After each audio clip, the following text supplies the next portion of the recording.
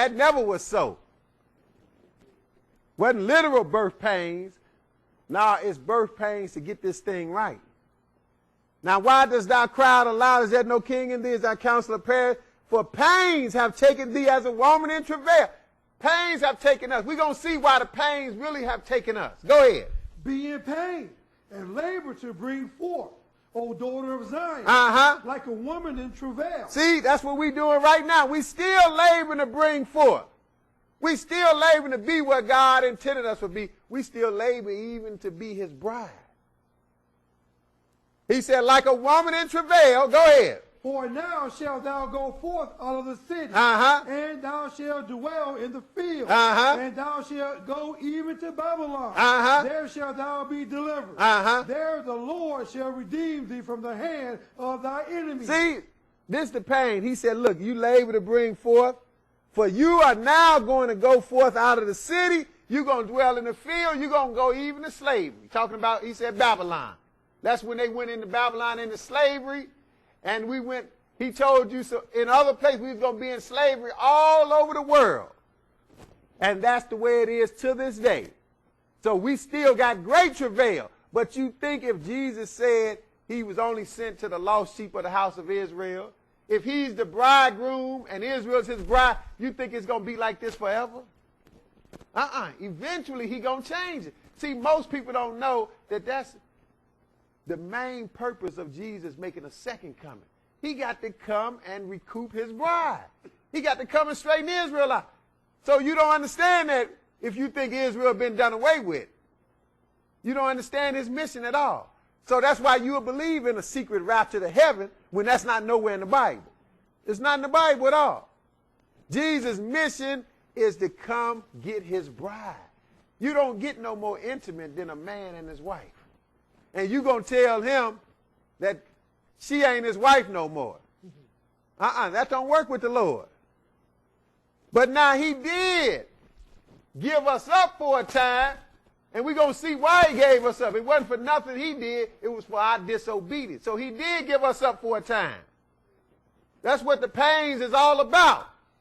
So verse 10, read verse 10 again, Micah 4 and 10. Go ahead. Be in pain and labor to bring forth, O daughter of Zion, like a woman in travail. See, that's where we at now. We still laboring to bring forth. Go ahead. For now shalt thou go forth out of the city, and thou shalt dwell in the field, and thou shalt even go to Babylon. There shalt thou be delivered. See, we're going to have to get delivered from captivity. Because we went in Babylon, and we went out even on slave ships, and we're in captivity, but we're going to be delivered. He's going to deliver us from this situation we in right now. It ain't going to always be like this. Go ahead.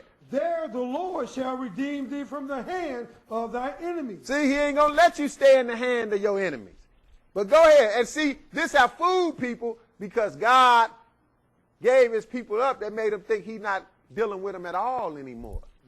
He said, you misunderstood my intentions. Verse 11. Now also many nations are gathered against thee. See, and this is how it's going to be even to the end. Many nations going to be gathered against us, but they can't win. Go ahead. That say, let her be defied, and let our eyes look upon Zion. But they know not the thoughts of the Lord. See, this is how people are in the average church. They know not the thoughts of the Lord when they think Israel don't matter no more to them. You don't know the thoughts of the Lord.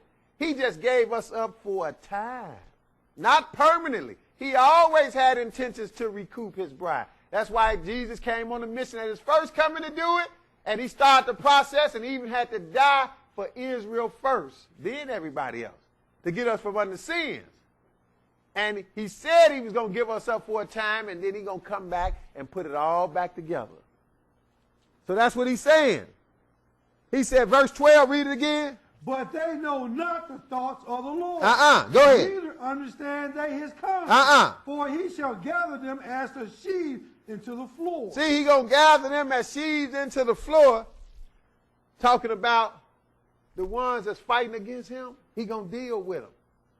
Go ahead, verse 13. Arise and thresh, O daughter of Zion, for I will make thy horn iron, and I will make thy hoofs brass, and thou shalt beat in pieces many people. Go ahead. And I will consecrate their gain unto the Lord, and their substance unto the Lord of the whole earth. See, in the end, he going to bring his bride back to him. In other words, she going to eventually bring forth. He said you're going to go to Babylon, but you're going to eventually be delivered. See, Daniel was a prophet in slavery in Babylon. He never got delivered from Babylon.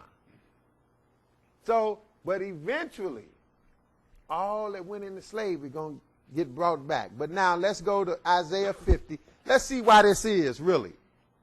Why did he basically get rid of his bride for a time?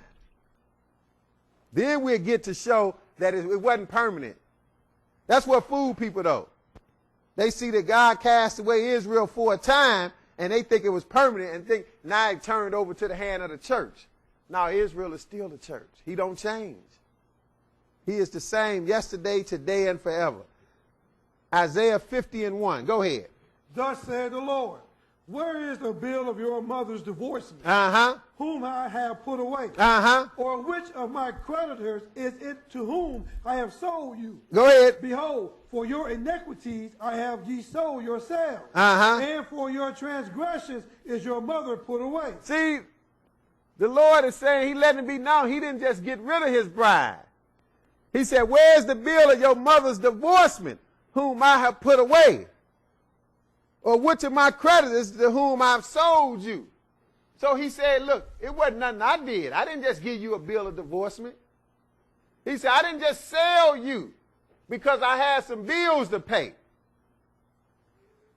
This is the reason. Behold, for your iniquities have you sold yourselves, and for your transgressions is your mother put away.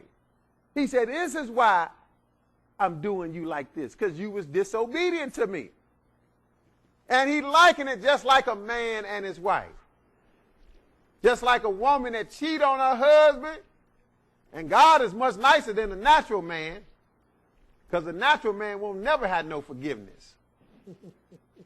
But God said, I'm going to have some forgiveness on you in the long run. Go ahead, verse 2. Wherefore, when I came, was there no man?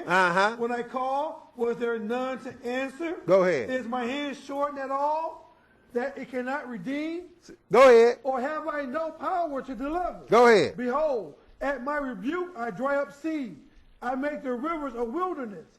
Their fish stinketh, because there is no water, and dieth for thirst. See, so he's saying, look, Israel, you in this predicament for your own sins. It's your own fault.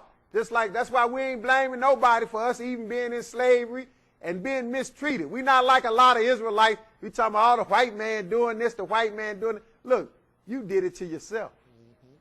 We couldn't be in slavery and have been mistreated for hundreds of years unless God allowed it for our disobedience. So that's what he's saying here.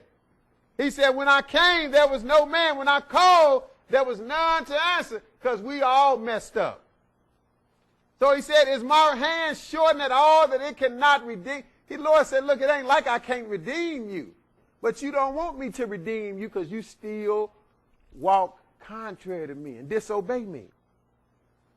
Or have I no power? He said, look, you making it like I don't have no power to deliver. I got to let you get beat down by all these other people because you don't want to listen.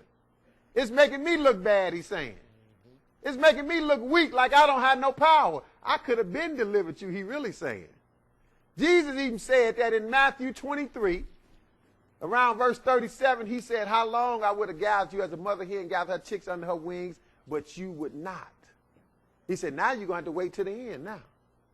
He said, you wouldn't allow me to do it because we constantly disobeying, right? That's what he said. When I called, there was no answer. Is my hand shortened at all that it cannot redeem, or have I no power to deliver? He said, don't you know who I am? I could easily deliver you from captivity. He said, behold, at my rebuke I drive the sea. I make the rivers a wilderness. Their fish stinketh because there is no water, and die. He said, don't you know who I am? I could save you at any moment. But we hard-headed. Just like to this day, we got all these churches all over our neighborhoods, but don't want to serve God right in them. We still hard-headed. That's why they ain't got no better. Go ahead. What else he do? Verse 3. I clothe the heavens with blackness, and I make sackcloth their covering. He said, I do all of this. I'm the one. See, this shows you, that's why the title is Israel, the bride of Christ. See, this is Christ back here. He is the bridegroom. He said, I clothe the heavens with blackness. I make sackcloth their covering. But now let's go further. Jeremiah 3. Go over to the next book, Jeremiah the 3rd chapter. Jeremiah 3.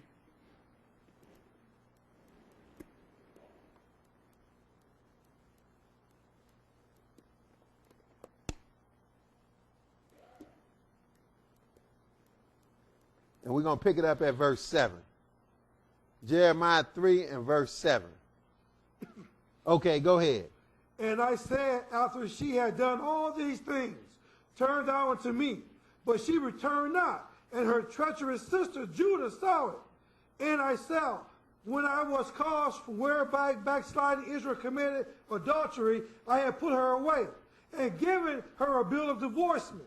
Yet her treacherous sister Judah feared not, but went and played the harlot also. See, the Lord got mad at Israel first, and he split the nation into two separate identities, two separate kingdoms, 10 tribes in the northern part and 2 tribes in the southern part, basically.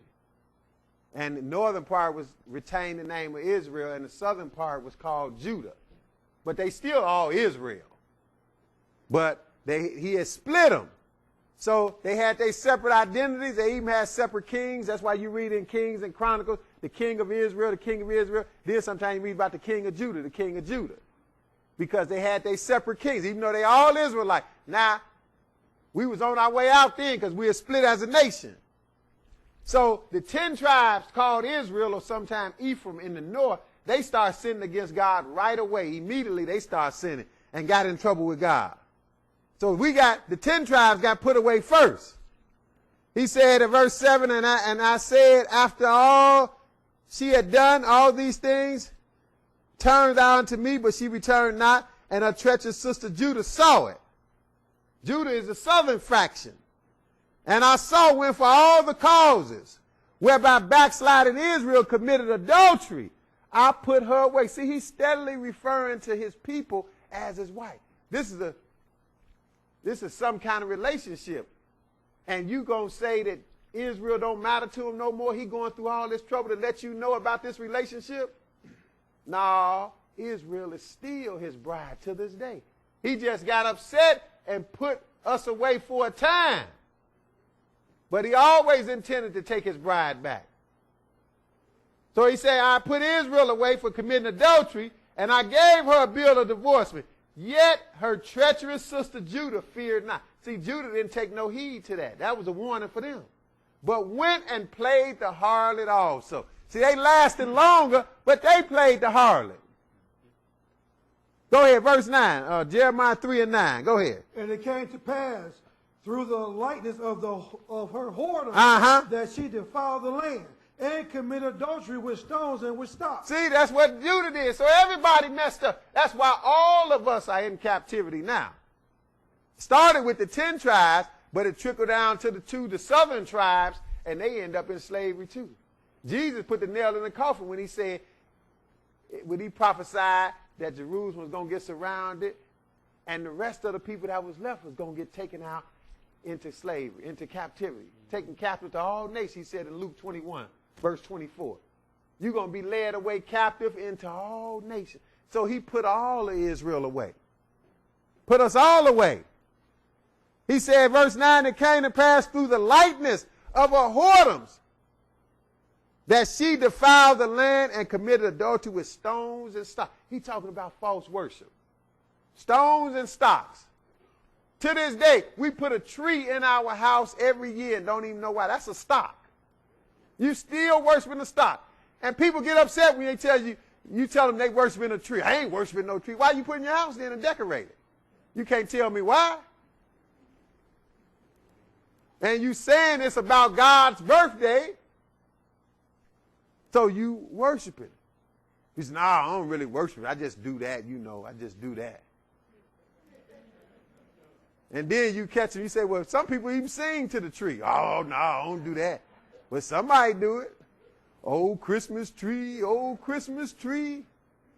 Like the tree can help you. Like the tree actually bearing some gifts for you. You know that tree, them gifts don't grow under that tree.